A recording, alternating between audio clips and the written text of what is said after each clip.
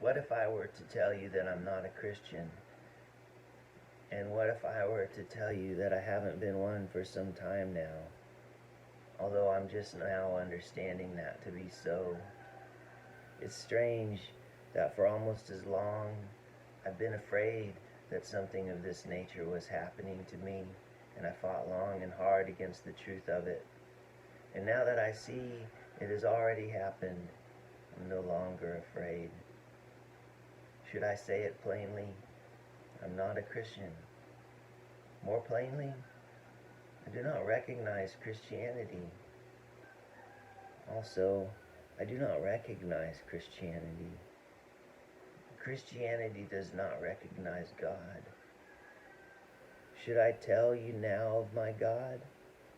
No, God is not mine, any more than the land is mine. God is too vast, too unmeasurable to be mine. Do not claim God. God did ask me to call God by the name everything, so I will call God everything. And I belong to everything. Yet, everything is not contained by that name. Everything is more than that. Everything is I am, the one burning in the bush, consuming it, yet not consuming it. And speaking to Moses, everything is the God of Abraham and Melchizedek meeting in worship. Everything, God. Everything is I am. Everything is Yahweh. Everything is breath coming in and returning out. Everything is the God I love and I know and am known by. Everything is the God of the I and the cosmic microwave background radiation. Everything became small and entered the womb of Mary. Everything became a man born of Mary called Yeshua. Yeshua is the way to everything. Yeshua is the Lord of the magnificent kingdom. I belong to that kingdom and I'm always searching for it, and it is always present. Everything is the God whose language is life and living things, and the living time helix of life and death, space-time, gravity, and consciousness. God is everything. The God who Reprobus called Christopher bore across the torrent his giant earthborn body, crushed and pressed by the weight of the world-carrying child. Everything eats other gods. Everything is the God who made the earth to claim back its own. I love that the entropy is constantly working to destroy, undo, and decompose everything that I ever made. That the earth is trying to take back my home, and that the mice and snakes, the beetles and the spiders are always finding their way in, even as I fight against them, and the damp and the mold. I love that they will win in the end. I and all I have done will be consumed in a slow fire. Everything, God who tipped over Paul, blinded. The comet and the dragon's tail. The God who smashes and dashes ships and expects gratitude because everything is bigger and stronger and older than death and suffering, ships and oceans, and exists past all of them into a new life.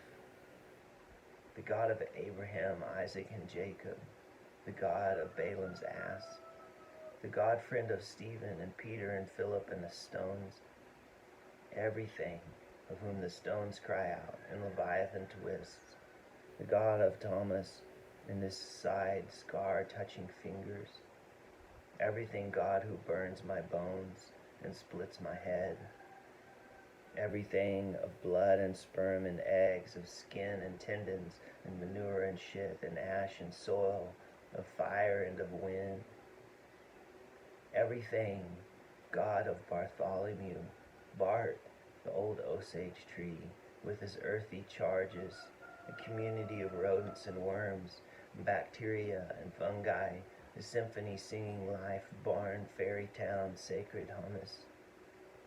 everything riding in the antlers of Eustace's stag, the god of the honeybee poets, the god who dances in cottonwood leaves and later rests in the hot summer wind shade, laughing to the red-tailed hawk that my chickens are nearby, scritching and scratching out in the open.